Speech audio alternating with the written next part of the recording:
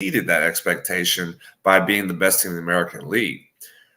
Them getting swept was more of inexperience. Again, if you look at the Rangers and what they were, the Rangers were, like I said, they were the worst matchup for Baltimore this season because you did have the power offense that they have, but you also have the veteran experience of postseason play with Corey Seager, with Marcus Semien. You have Max Scherzer, who I know didn't pitch, but he was there being able to talk to those young kids about what to expect. You had Nathan Eovaldi, who has postseason experience as well from his time in Boston. So they absolutely outclassed Baltimore when it came to the experience level of postseason play.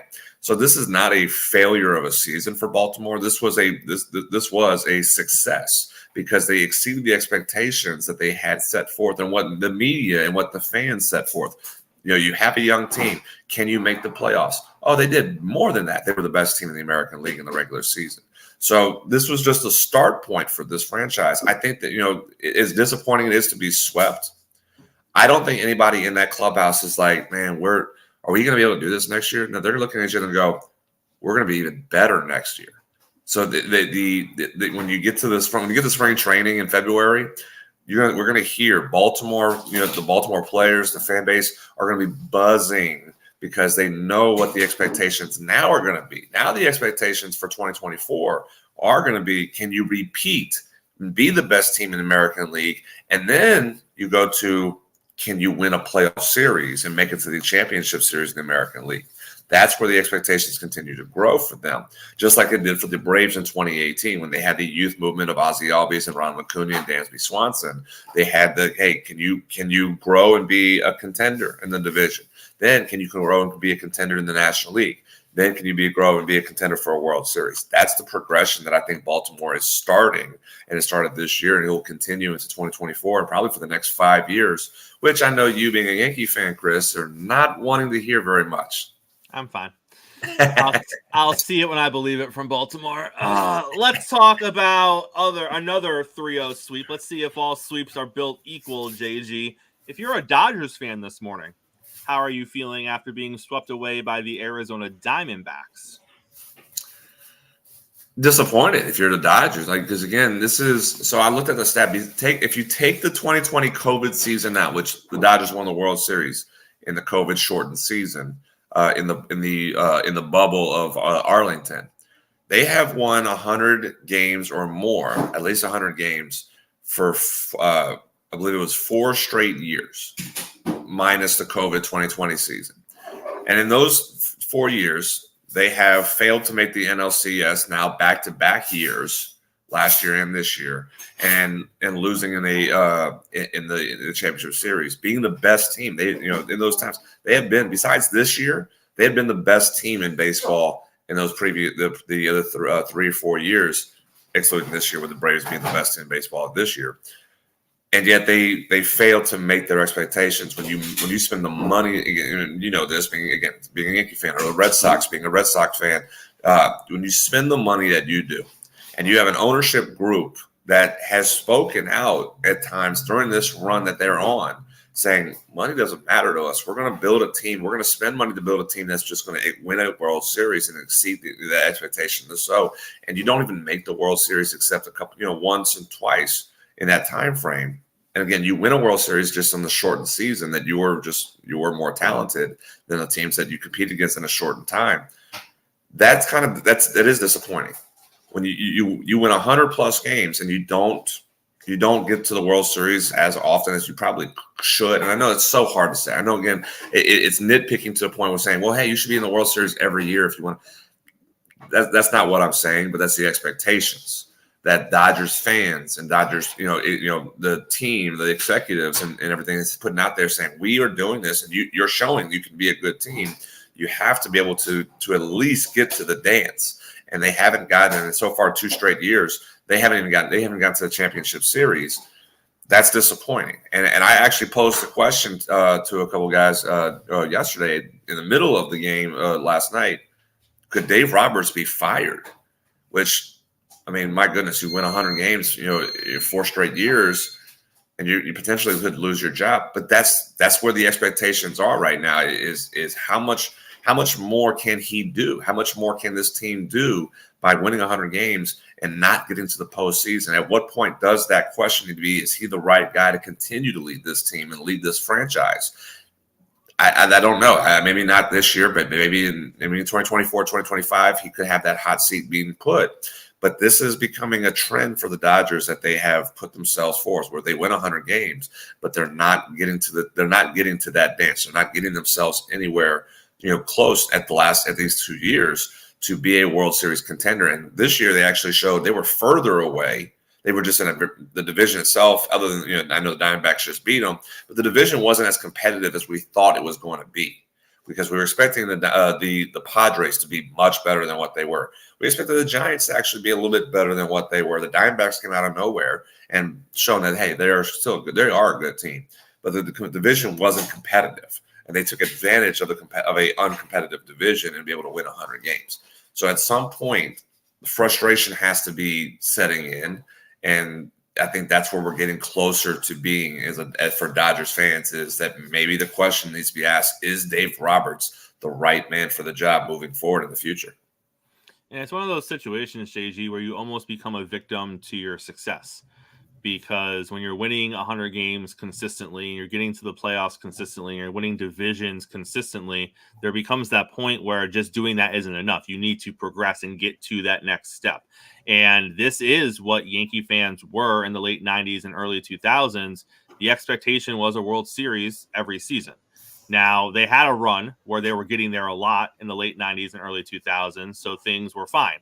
They didn't win all of them, but they were always in that conversation. And then, unfortunately, with a fan base like the Yankees, as you move away from the early 2000s and you hit the mid-2000s and the 2010s, that expectation doesn't go away, right? So that's the expectation Yankee fan always has, regardless of what the team makeup is. And there's a lot of times where that expectation is nonsensical, because you simply don't have the team that in any real world situation would be a World Series contender. But that's not the situation with the Dodgers. They do have that talent. And I think it's fair to point out with the Dodgers that, the pitching wasn't ideal heading into the playoffs. They weren't where they wanted to be pitching wise. And I think that's part of it. But at the end of the day, they did win 100 games. They were a favorite to beat the Diamondbacks, at least.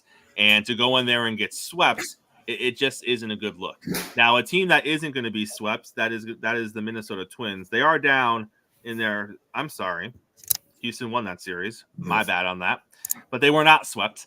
The Twins coming into the playoffs, they did have the best pitching.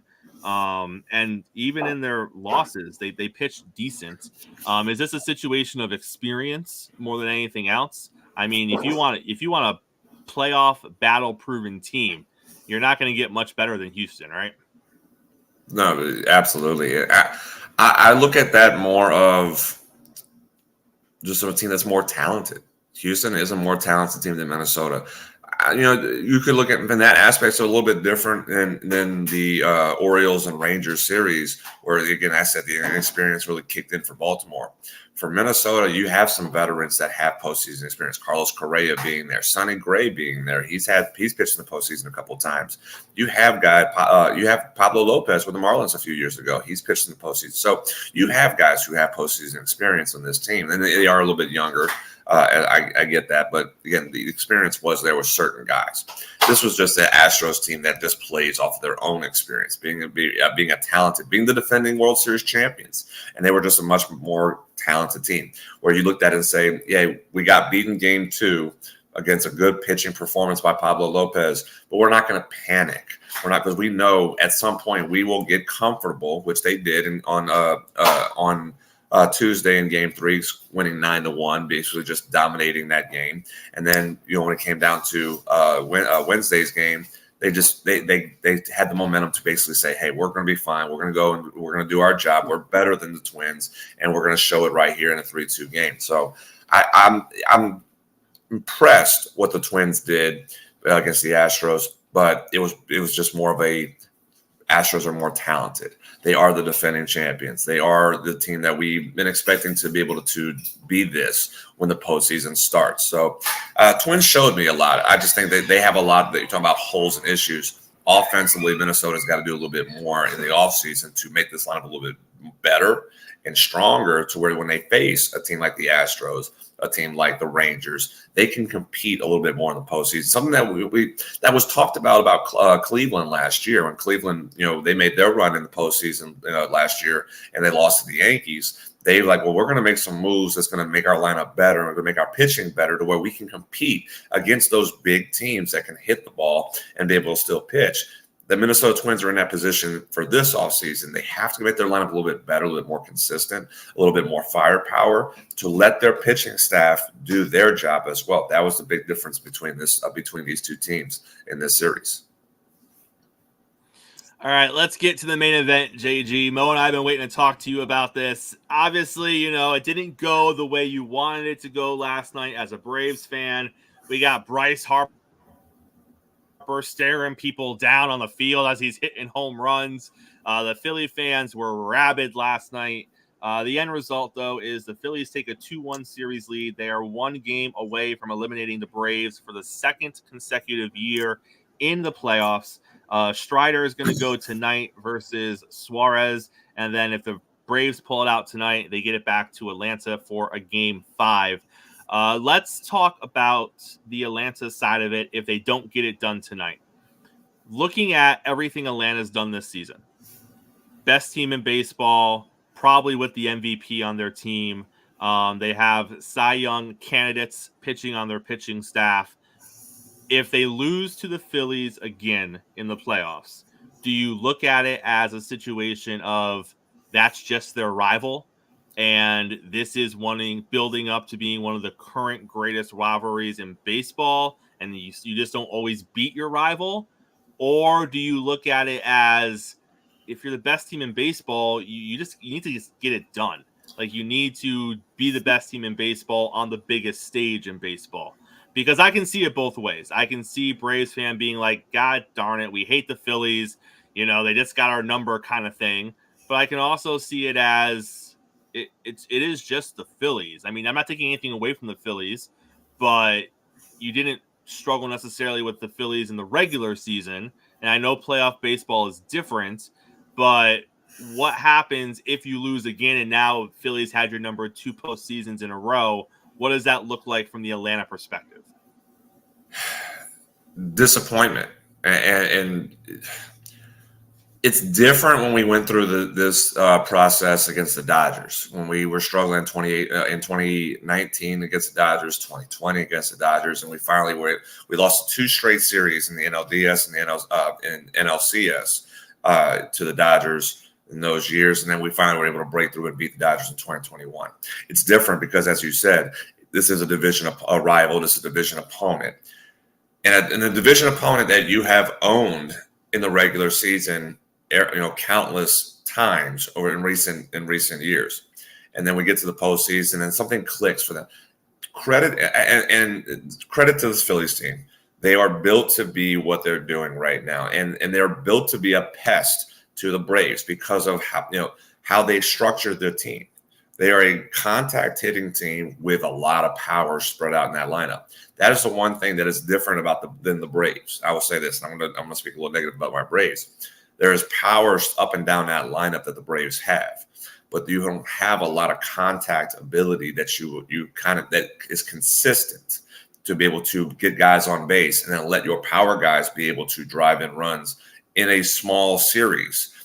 In 162 games, those guys can do it because you have 100 RBI guys up and down that lineup. You have guys who can hit home runs up and down that lineup. You have guys, but if you look at, there's only a handful of guys or a couple of guys here and there that are close to a 300 average, whereas the Phillies have quite a few guys who are close or at 300 batting average. And I know batting average is such an old school stat. Nobody gives a damn about batting averages anymore with the analytics, but this is where. And in my view, the batting average statistics still is valuable because in a small series, like we're seeing in the 5-game series, it does matter. Guys getting on base. And the Phillies have guys who get on base. And they can turn that lineup card over with guys. And then you have someone who can hit the ball either for an average or power, and Bryce Harper, JT Realmuto, Nick Castellanos. The lineup is built to structure themselves in a 5-game series. As long as they get themselves into the postseason, that's what the Phillies are doing. They can win the division. They're good enough to win the division, but they've built themselves to be a 5 to 7 game series postseason team. The Braves are built to be a 162 season team. And then I don't want to say that they're not built to win a series in postseason, but it's a lot harder for them. It's a little bit harder, as we've seen the last 2 years. It's harder now than it was in 2021, because in 2021, you had contact hitting guys who are still able to do their job and hit power as well. Because, again, Austin Riley's there. Freddie Freeman was a contact hitter, 300 batting average guy who can get on base and hit for power. You had Dansby at the time, who was hot, who can get on base and hit for power. You had, Adam Duvall do the same as well. Rosario at that time did it. And then you had some power guys like Jorge Soler in that 2020 that had the power hitting ability. This team does not have a contact guy that you can trust to get on base 2, 3. Look at the Diamondbacks. I'll use the Diamondbacks example. They have a guy at the leadoff spot who's going to get on base almost, he's on a tear right now. Corbin Carroll getting on base. Ketel Marte is getting on base. You have guys that are getting on base, and then they also have your power guys be able to hit and drive in runs. Braves don't really have that right now. That's the kryptonite that the Phillies do have against them. So this is a disappointment right now that they have to figure out, how do you beat Philadelphia? They did it against the Dodgers. They figured out how to beat LA when it mattered most in 2021. But you got to figure out how to get past the Phillies. Otherwise, this is going to be a trend that if we continue facing the Philly in the postseason, in a 5-game series postseason, it's going to be a struggle to get by them. The structure of this roster is a little bit weak when it comes to 5 and 7 game series, that we have to make some adjustments in how they structure themselves. It doesn't help, and I'm not making this an excuse, it doesn't help that your pitching staff has taken some injury hits with Charlie Morton. Morton would have pitched game 3 if he was healthy. And I think it might have been a little bit different, but when you hit 6 home runs, I can't say it was a big factor in that aspect of. So credit the Phillies in that. But for being the best team in baseball and having this situation occur again, and I asked a question of to people that I talked to, would this Braves team, if they win the World Series, would this Braves team be considered the best offensive team in Major League Baseball history? And we're approaching the potential of the question: is this one of the most disappointing teams in Major League Baseball history? And I think if Braves do lose Game 4, that is a serious question to ask, because of how dominant they were in the regular season and how, just the records they set. And then here we are again. Braves fans are getting reminded that you can't get over the playoff hump and be able to get to the championship series, let alone a World Series right now.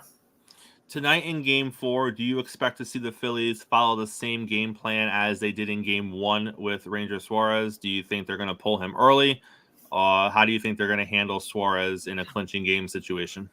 Yeah, they're going to go to a bullpen game. I kind of see that being the strategy again, have him pitch 3 innings. Even if he's rolling again like he did in Game 1, I'll be shocked if they let him go 4, 5, 6 innings in that aspect, because you don't want to give the Braves lineup hope. Whereas mixing and matching, which is what they did in Game 1, mixing and matching relievers, was the ideal situation for them. And they know if they lose this game, they do have the ace in the hole in Zach Wheeler to go to Game 5, who he will go 7 innings. Your bullpen doesn't need to be really tested as much in that game. So you can utilize your full bullpen arms and tonight, and still be fresh and ready to go with Wheeler on Saturday. So I think the strategy is going to be the same as what it was Game 1. Have Suarez go 3.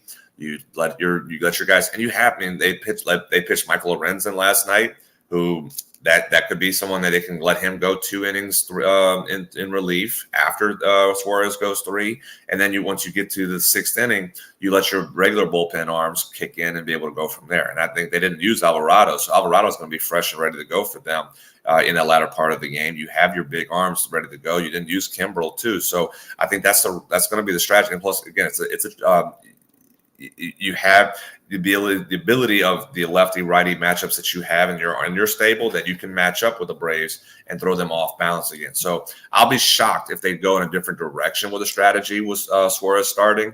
If they let him go more, that might be the wrong decision for them. But again, things can happen. If he's rolling, Maybe you see him go 5 innings and 6 innings, but I think the right strategy for them is what they did in game 1 is let him go 3, have a bullpen game, and try to just stretch it out as much as possible with your matchups. Do you think tonight needs to be a 7 or 8 inning performance by Strider for the Braves to have a chance to win this game? Or do you see this game tonight being kind of a 6-5, 8-7 kind of offensive output by both teams? Strider needs to pitch like he's the ace of the staff. If we're going to continue to call him the ace, and I know it's difficult because Fried has been there, Fried has done it for quite a while in Atlanta, but Strider is the future ace because again, Fried is not under contract after next year, and that's what they're kind of grooming him to be is the ace of the staff here in the future. He needs to pitch like it. So yeah, you need him to go 7 innings and be able to. If he can get to 10, 11 strikeouts, Braves have a chance.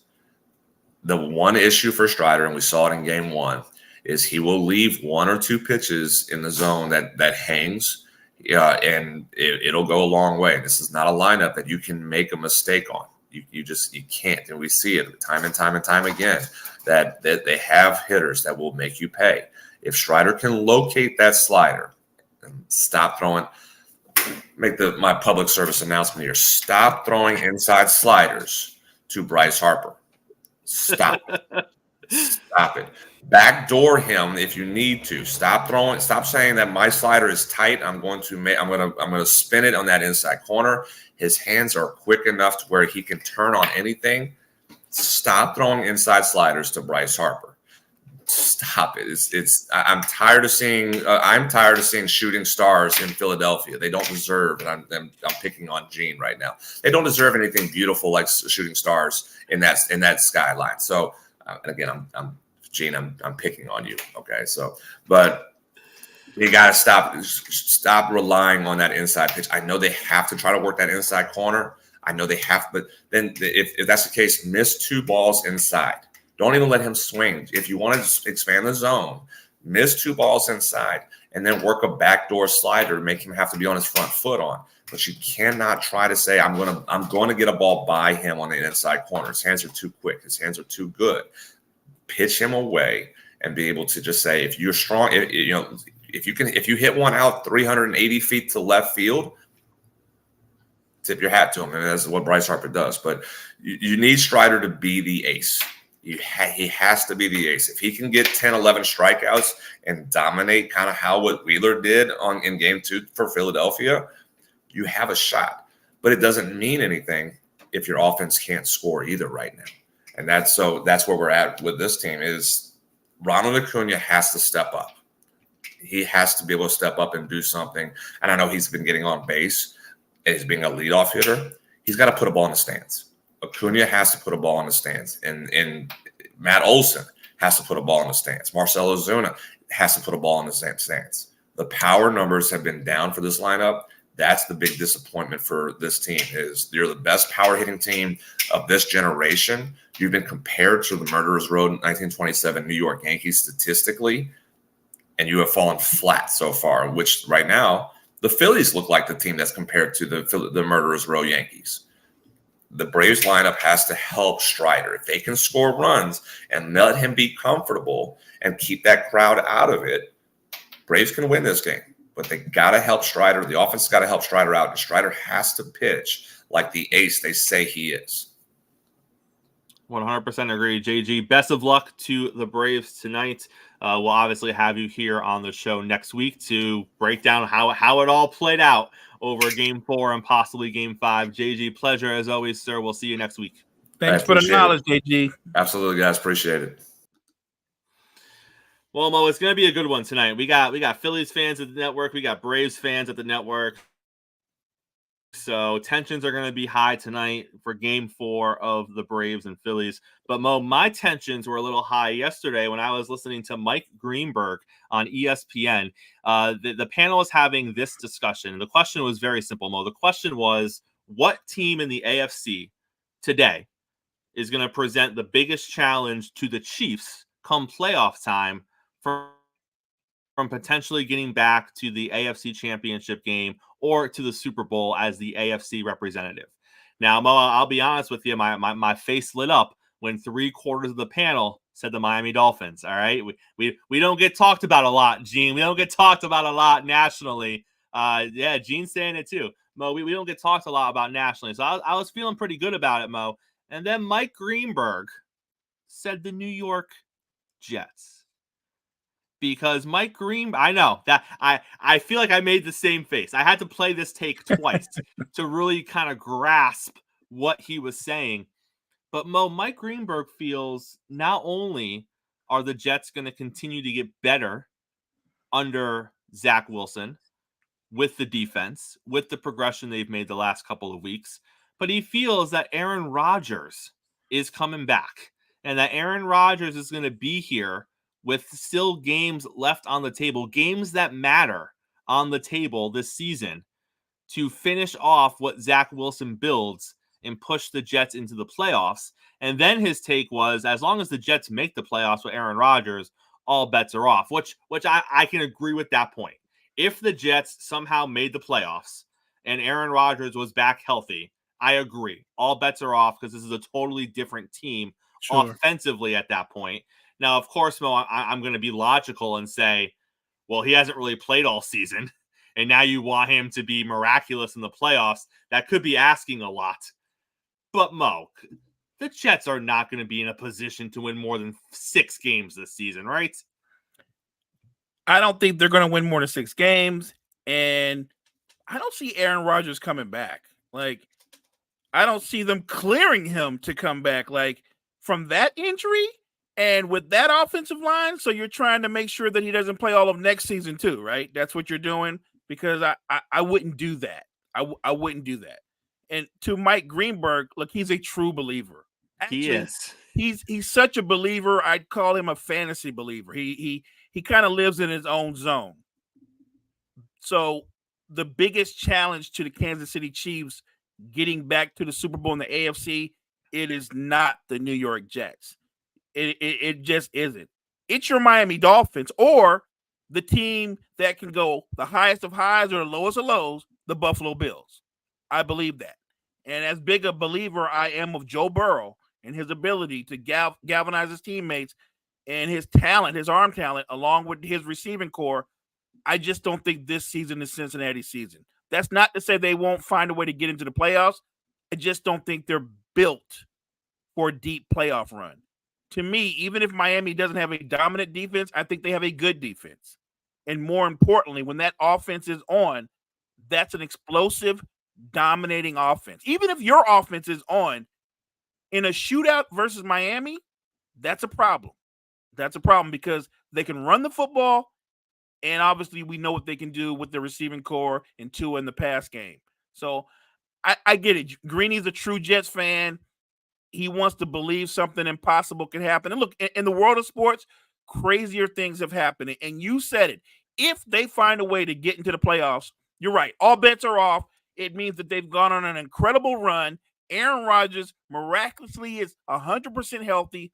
Why not the New York Jets? I'm going to say all those amazing things will not happen. And the New York Jets are not going to be competing for a playoff spot this particular season. And Gene brings up a great point in the chat. Buffalo lost 2 huge pieces for the season on their defense. In the Miami game, they lost their top corner halfway through the game. He is done for the season. Last week, they lost Milano, their best linebacker, and one of the best linebackers in the league. He is done for the season. And I'm not saying that Buffalo's defense is going to fall off a cliff. They are still a really good defensive unit. You saw what they did to the Miami Dolphins. But I will say this. Buffalo doesn't have, and no defense is really built to lose their best corner and their best linebacker and it not impact them on some level. So I'm not saying they're going to go from a top 10 defense to a bottom 10 defense. What I'm saying, though, is there's going to be points throughout the season and into the playoffs if they get there where you're going to see them be exposed on the defensive side because they don't have that middle linebacker or that linebacker presence in the middle of the field. And they don't have that solid corner out there that should be your number 1 corner. So they're going to have those things they have to deal with, and injuries are a part of it. And just like Miami right now, they're missing potentially their first or second best corner, depending on how you compare Jalen Ramsey to Xavier Howard. So they're going to get Howard back. Buffalo's defense has gotten weaker because of injuries, and we still have 12 weeks of football to play.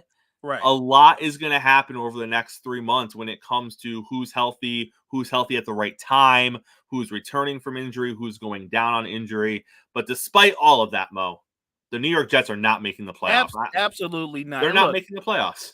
The Buffalo Bills defense coordinator, he will make the proper adjustments. Maybe he'll change the scheme around. Maybe they'll play more of a shell coverage.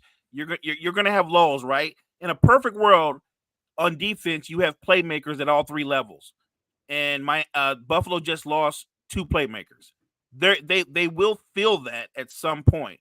But I'm sure the defensive coordinator has already said, look, what we're going to do is we're going to play more of a shell coverage because we don't have a lockdown corner now. So you're going to have to get more safety help. So I think they can find a way to still be a very good unit. And remember, that front four, they can get after you. So if they can still get pressure on the quarterback, they're going to help out the back end of the defense. Not to mention, if the offense is clicking, that also helps their defense out. And let's not forget, we have the trade deadline still. It is very plausible that a team like the Buffalo Bills, who has Super Bowl aspirations, who is looking at losing 2 playmakers on the defensive side, it is more than plausible they go out there and say, let's replace one of those right now on the trade market.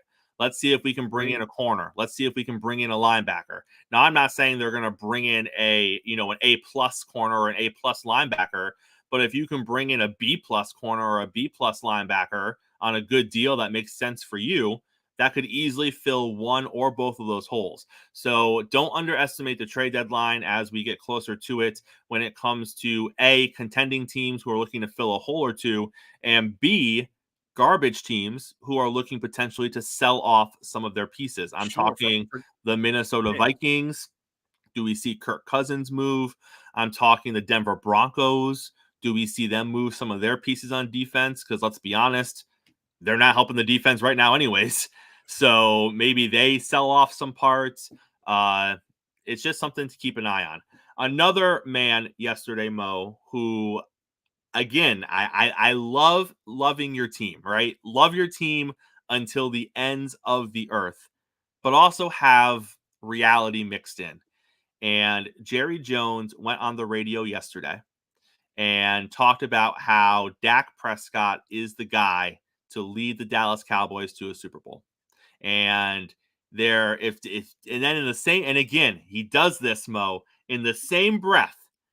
He said that if something were to happen to Dak, that they have other quarterbacks on the team that could step in and handle business. So let's break that down, shall we? You're going to tell me in the first breath that Dak Prescott is a Super Bowl quarterback on the heels of being embarrassed by the San Francisco 49ers defense. You're going to tell me that Dak Prescott is a Super Bowl quarterback after his first season in the league. He led 5 game-winning drives for the Dallas Cowboys. And since that first season, he has 5 total over the rest of his career.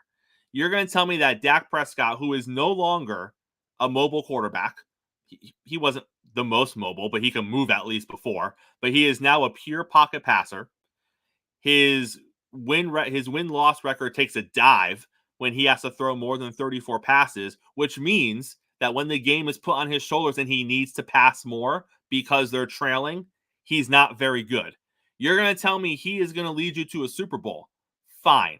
I can argue that he is a game manager. I can argue he is an above-average game manager. I can argue at some points he is an elite game manager. I'm there. I'll take all that.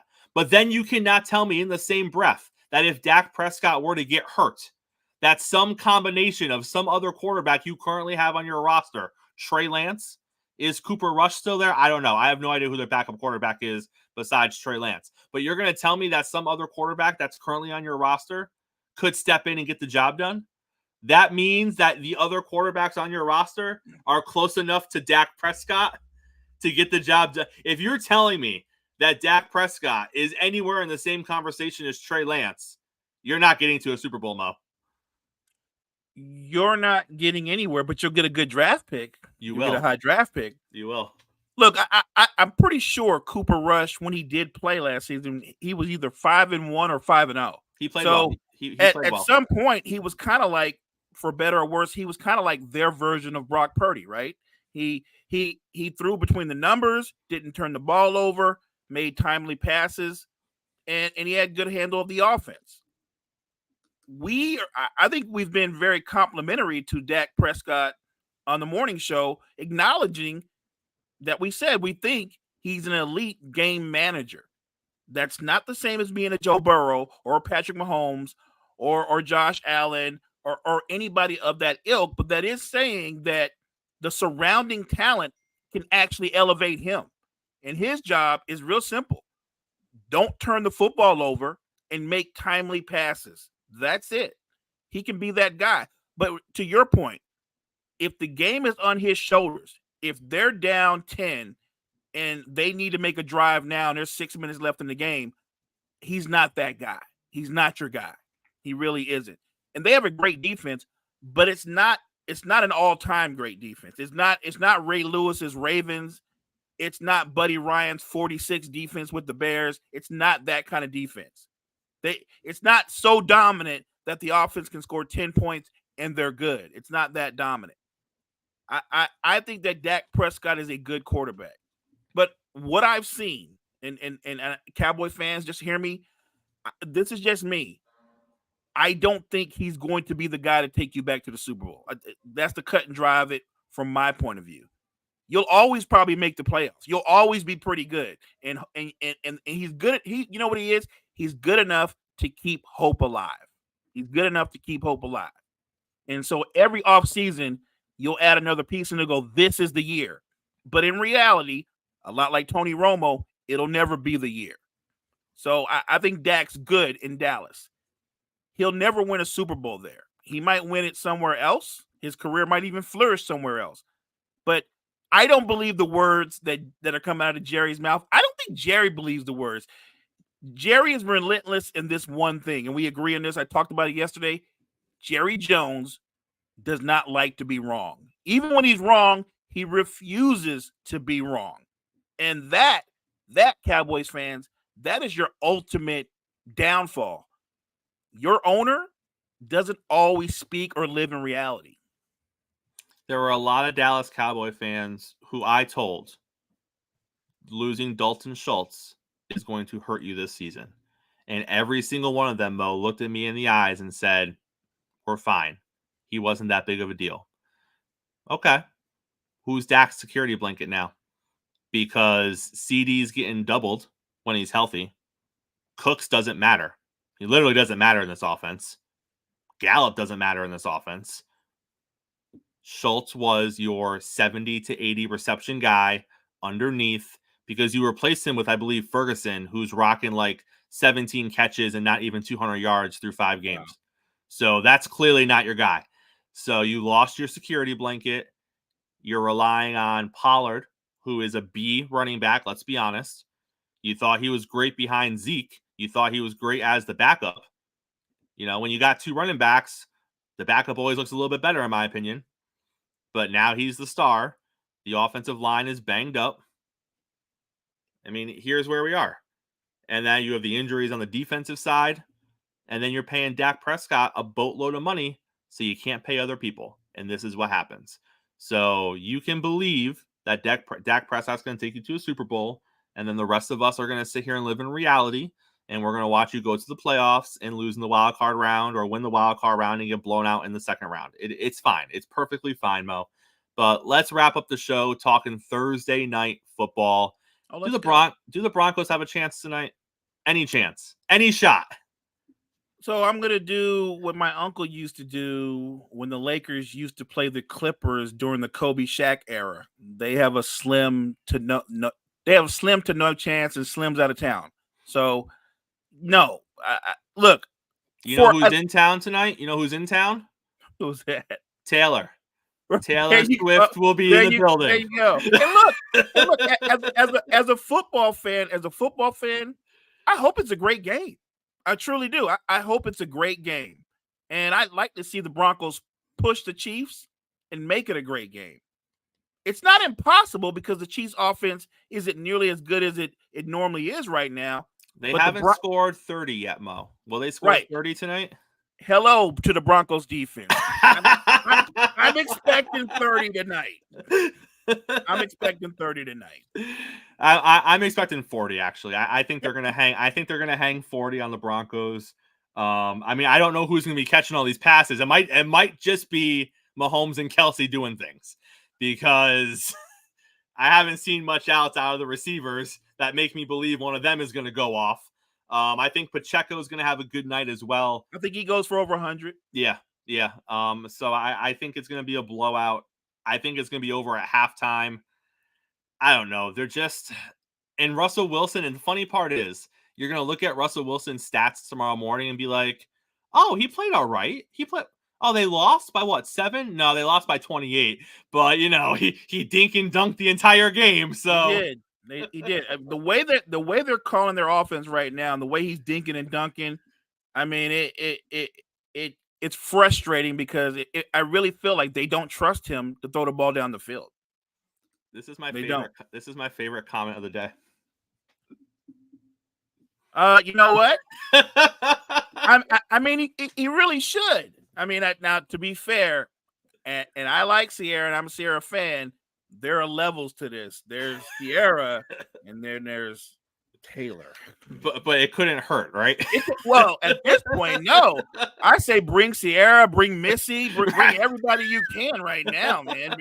Ask Timbaland to come in. Like at this point, it can't hurt. It cannot hurt. All right. Thank you so much for everyone who's in the chat this morning. Big shout out to JG for joining us to talk baseball. Mo, close us out, sir. Appreciate everybody. Check out everything we have to offer to you at Sports Empire Network. Check out the Empire. We will see you here, same time, same place tomorrow, breaking out the fallout from Thursday Night Football right here on Coffee and Sports, here on Sports Empire Network. We will see you in the morning. I mean, you can see right now, without LeBron, Lakers are struggling. Let me tell you about a team I hate, all right? I know the Dallas Cowboy fan is here, so I had to make sure he knew how much I hate this team. I'm ready. I've often said that the people who run baseball, they try very hard to ruin it. I'm from Brooklyn. I don't have a problem saying it to his face. Oh, I'm from Brooklyn. Hey, guys, any